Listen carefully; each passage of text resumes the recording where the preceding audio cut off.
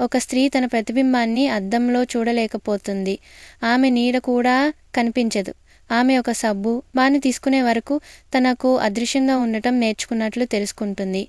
అప్పుడు సబ్బు అనుకోకుండా నేలపై పడిపోతుంది. వెంటనే అది అధ్యక్షుడి దృష్టిని ఆకర్షిస్తుంది. ఆ దృశ్యాన్ని చూసి అధ్యక్షుడు భయపడతాడు. కానీ ఆ అమ్మాయి చాలా సంతోషంగా ఉంటుంది. కానీ ఆమెకు తన అదృశ్య శక్తికి సమయ పరిమితి ఉందని తెలియదు.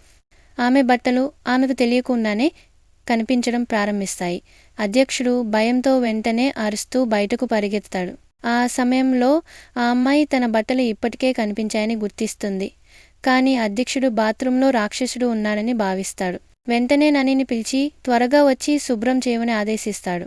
కనిపించకుండా ఉండటానికి ఆ అమ్మాయి వెంటనే తన బట్టలను తీసేస్తుంది. నాని వచ్చినప్పుడు ఆమె నేలపై ఒక జత బట్టలను మాత్రమే చూస్తుంది. తనీ అమ్మాయి పక్కనే నిలబడి ఉంటుంది. కానీ ఇతరులకు ఆమె కనిపించదు. ఆమె బయటకు వెళ్ళబోతున్నప్పుడు ఆమె అదృశ్య శక్తి మళ్ళీ విఫలమవడం ప్రారంభమవుతుంది. బాడీగార్డ్ ఆమెను చూసి భయంతో అరుస్తాడు. ఆమె వెంటనే అధ్యక్షుడి స్నానపు టవల్ను తీసుకుని బయటకు పరిగెత్తుతుంది. కానీ అధ్యక్షుడు తన టవల్ పోయిందని గమనించడు. నాని వింతగా చూస్తుండటం చూసి అధ్యక్షుడు ఆమెను బట్టలు తీసుకురమ్మని చెబుతాడు. ఆ అమ్మాయి ఇంటికి తిరిగి వచ్చిన తర్వాత తన అదృశ్య శక్తి సమయాన్ని నియంత్రించలేకపోతున్నందుకు చాలా కోపంగా ఉంటుంది. అప్పుడే ఆమె వార్తలను చూస్తుంది.